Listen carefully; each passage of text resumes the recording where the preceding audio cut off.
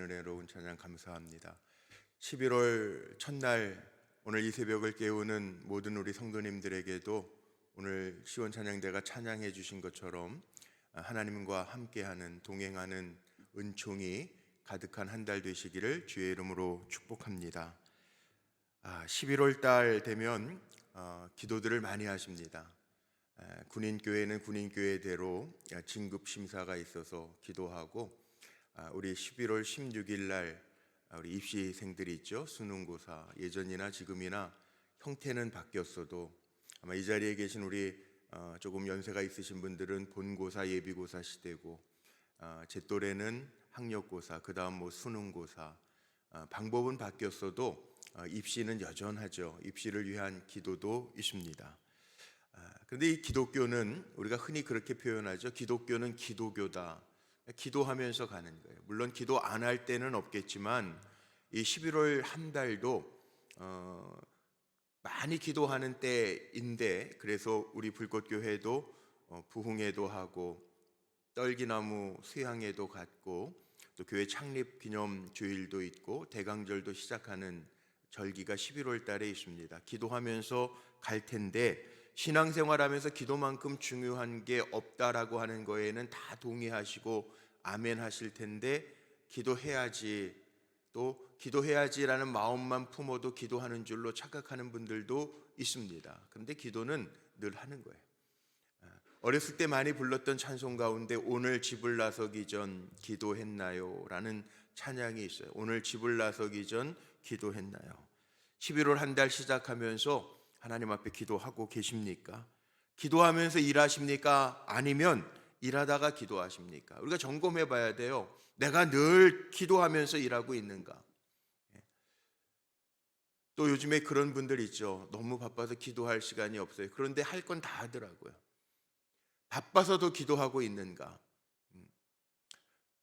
기도통장, 요번에 부흥에 오시는 목사님 최상훈 목사님은 기도통장으로 유명한 분이에요. 아프리카에서도 선교사로 일하셨고, 또 아프리카하고 전혀 반대되는 추운 알래스카에서도 선교사로 일하셨고, 미국에서도 목회하시다가 한국 오셔서 목회하시던, 근데 그 목사님의 간증 이제 들으시겠지만 전교인이 기도 통장을 하나님 앞에 늘 봉헌을 해요. 네? 기도하고 있냔 말이에요.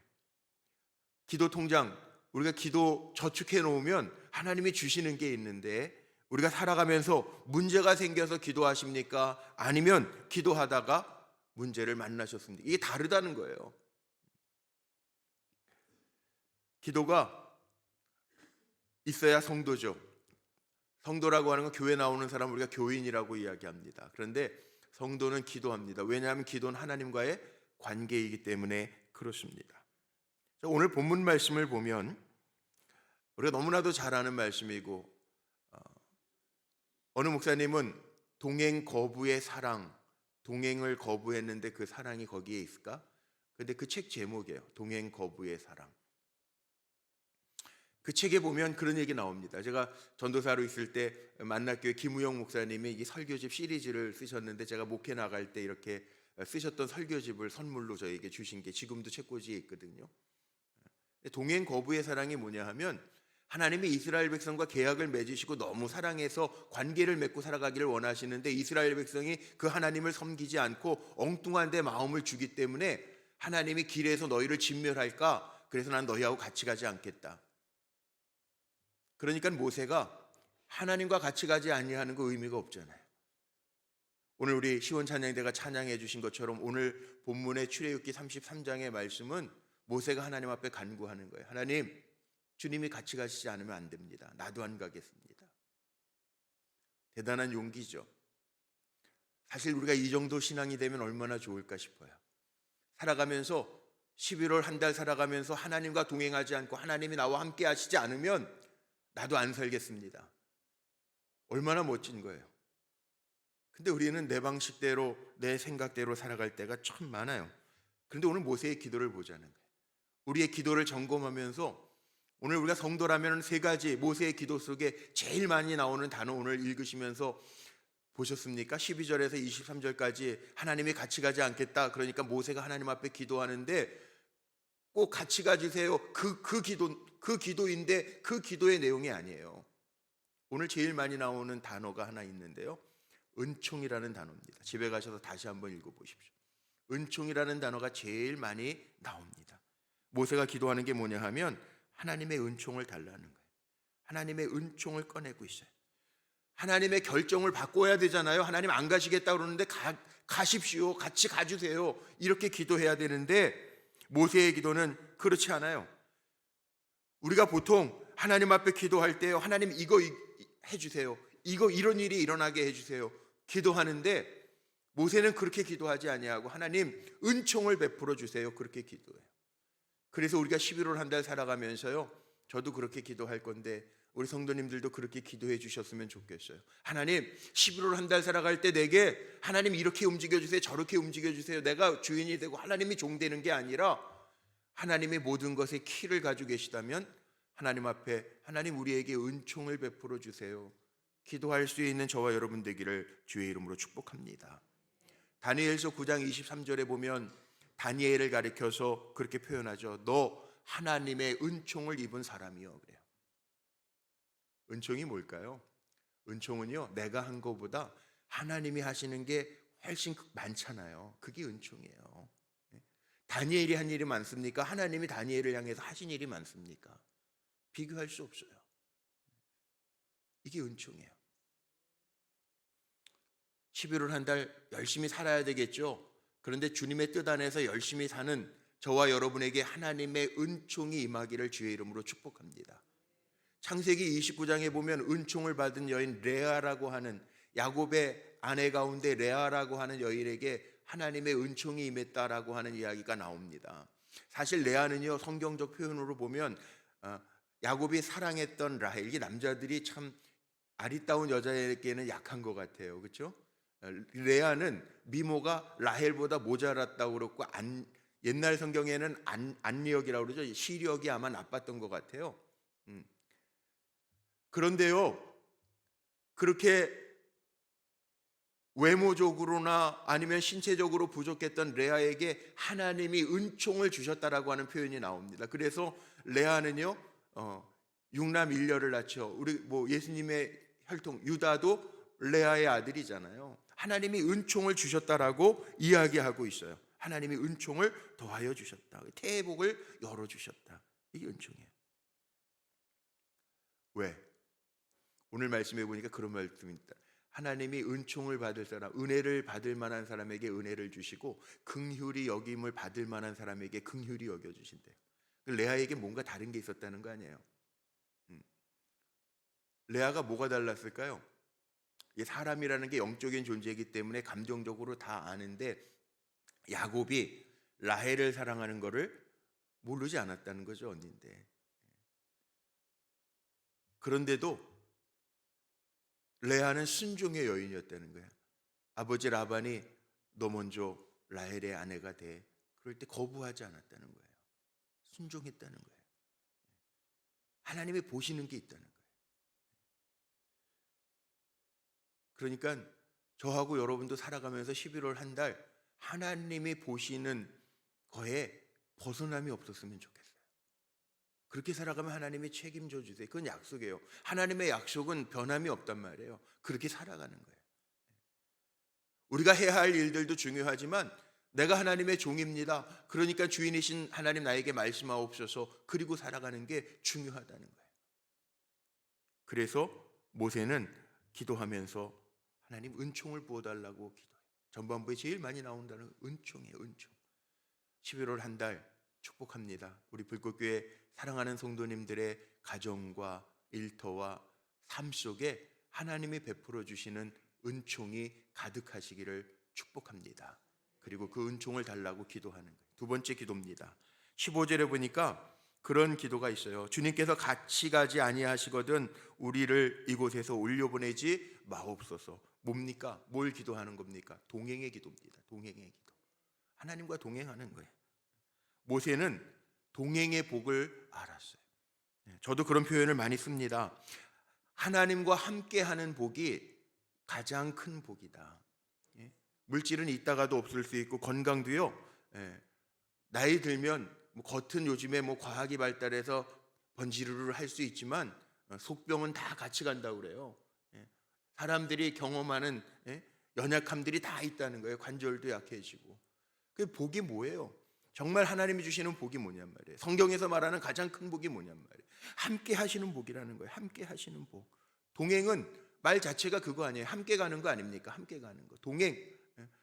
우리와 동행해 달라는 거예요. 함께 걸어 달라는 거예요. 함께 걷기만 하면 동행입니까? 아닙니다. 교감하는 거죠. 동행이라고 하는 것은 함께 마음을 나누면서 같이 가는 것을 동행이라고 이야기하잖아요. 11월 한 달 살아가는 동안에 그 얘기하는 거예요. 동행, 두려움 없게 하옵소서. 오늘 찬양의 가사에 그 두려움 없게 하옵소서.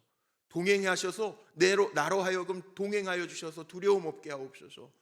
여호수아서 1장 5절 말씀에 보면 여호수아가 큰 종 모세가 먼저 가고 그 이스라엘 백성을 이끌어야 될 때 뭐라고 이야기하냐 하면 여호수아서 5절, 내 평생에 너를 능히 대적할 자가 없으리니 내가 모세와 함께 있었던 것 같이 너와 함께 있을 것임이라. 내가 너를 떠나지 아니하며 버리지 아니하리라. 동행이에요. 동행.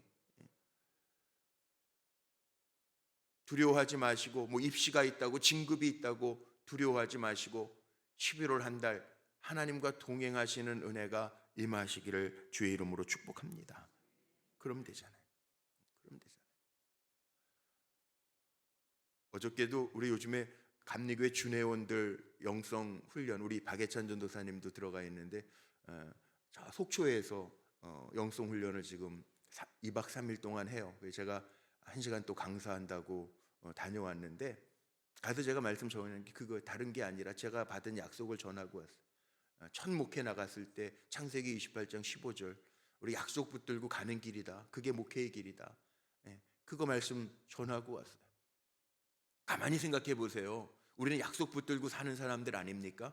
왜냐하면 하나님은 약속하신 대로 이루시는 거 믿으니까. 11월 한 달도 그렇게 사셨으면 좋겠어요. 우리는 약하지만 하나님께서 약속해 주신 그 동행 붙들고 저하고 여러분이 달려갔으면 좋겠어요. 그럼 되잖아요. 근데 그 약속이 희미해질 때가 있어요. 상황과 환경과 내 앞에 놓여진 문제들 때문에 희미해질 때가 있어요. 그런데 우리는 그 약속 붙들고 가는 거예요. 왜냐하면 우리는 약속의 사람들이니까. 저는 우리 불꽃교회 사랑하는 성도님들이 하나님이 붙들어 주시는 약속의 사람인 거 믿습니다. 그러니까 그 하나님과 함께 하면서 여호수아도 그랬고 성경에 나오는 모든 사람이 하나님의 약속 때문에 산 사람들인데 그렇게 살아가시기를 주의 이름으로 축복합니다. 마지막 세 번째 모세가 기도했던 게 뭐냐 하면 영광을 보여달라는 거예요. 영광. 오늘 읽었던 본문의 후반부에 나오는 단어 중에는 반복되는 게 영광이라는 단어입니다. 영광, 영광. 모세는 자기를 드러내는 게 아니라 하나님의 영광을 드러내 보옵소서라고 기도해요. 꽤 오래전에 이제 천국 가셨죠. 그 되게 재밌었던 의사 선생님 방송 원조 방송에 나오는 의사 선생님은 그 황수관 박사님, 우리 감리교회 저기 잠실에 있는 강남중앙교회 권사님이셨던 황수관 박사님이세요. 되게 재밌고 웃기시면서 강의 많이 하시던 천국 가셨는데 그분의 그 간증집을 보면 그런 얘기가 나옵니다. 제가 참 마음에 와닿은 이야기인데 그 황수관 박사님이 경북대에서 연세대 교수 면접 보러 오실 때 인터뷰하러 오실 때 기차를 탔는데 참 동행이라는 게 뭐냐 하면 마음에 기차를 타고 가는데 옆에 아주 멋진 신사가 앉았는데 기차 타면 한참 가야 되잖아요. 대구에서 기차 타고 한참 가잖아요. 서울까지. 요즘 뭐 KTX니까 뭐 1시간 반이면 오지만 가는 동안인데 하나님이 감동하시더라는 거예요. 예수를 전하라고. 그러니까는 그 기차 안에서 열심히 모르는 신사, 멋진 신사분에게 복음을 잘 전했다는 거예요. 그리고 이제 연세대하고 와서 이제 인터뷰한다고 면접실에 들어갔는데 면접관 앉아 있는데 그분이 기차 옆에 앉았던 분이더라는 거예요. 그러면서 황수관 그 권사님, 박사님 책에 보면 그런 간증이 있습니다. 하나님이 원하시는 게 뭘까를 우리가 알아야 되는데 우린 그걸 잘 모른다는 거예요. 뭐 예를 들어서 입시에 그러면 하나님 내 아들 내 딸 붙여주세요. 이게 아니라는 거예요. 하나님 내 자녀를 통해서 영광 받아 주옵소서. 내가 하는 일, 하나님 나에게 맡겨주신 일을 통해서 영광 받아 주옵소서. 그렇게 기도해야 되는데 우리는 내 아들 붙여달라고 기도하고 그럼 떨어지니까 시험 들잖아요. 그게 아니에요. 하나님은 우리의 인생을 통해서 영광 받으시길 원하는. 그래서 황수관 박사님이 그런 결론을, 한 줄 결론을 냈는데 그게 마음에 와닿아요. 하나님은 나를 드러내는 것보다 하나님의 영광을 위해서 사시는 거라는 거예요. 우린 그래서 영광의 도구라는 거예요. 하나님 영광의 도구. 대학이 떨어지고 붙고가 중요한 건 아니에요. 다 붙었으면 좋겠어요. 저도 그렇게 기도는 해요. 그런데 그 자녀들을 통해서 하나님 영광 받아주세요. 나를 드러내는 것보다 더 중요한 것, 하나님이 영광 받으시면 되는 거예요. 근데 우리는 뭘 구하냐 하면 내 영광을 구하잖아요. 내 편리함을 구하잖아요. 그러니까 우리가 늘 점검해요. 기도하면서 내가 정말 하나님의 영광의 존재인가를. 11월 한 달 살아가는 동안에요, 오늘 말씀의 결론입니다. 우리가 살아가는 게 뭐냐? 죄라고 하는 건 다른 게 죄가 아니에요. 하나님 없이 사는 게 죄입니다. 성경은 그렇게 얘기합니다. 하나님 없이 사는 게 그게 죄예요. 하마르티아라는 단어 쓴다는 거 많이 아시죠? 그 헬라어로 하마르티아가 뭐냐 하면 관역에서 벗어나, 하나님이 정하신 길에서 벗어나는 거, 하나님을 향해서 가는 길에서 벗어나는 거, 이게 죄라는 거예요. 11월 한 달 살아가면서 우리가 감사의 달이라고 이야기하죠. 11월은 교회력으로 보면 감사와 고백의 달입니다. 이 감사와 고백의 달, 우리가 기도하면서 고백해야 되는데 뭘 고백하고 무엇을 기도해야 되느냐? 오늘 하나님의 은총을 구하고 11월 한 달 살아가는 동안에 하나님과의 동행을 구하고 11월 한 달 살아가는 동안에 하나님의 영광을 구할 수 있는 저와 여러분 되시기를 주의 이름으로 축복합니다. 하나님 우리가 동행하실 거예요. 은총, 내가 하는 것보다 하나님이 베풀어 주시는 게 더 큰 게 은총인데 은총을 주실 거예요. 하나님 나를 통해서 영광 받으시는 한 달로 승리하시기를 주님의 이름으로 축복합니다. 우리 한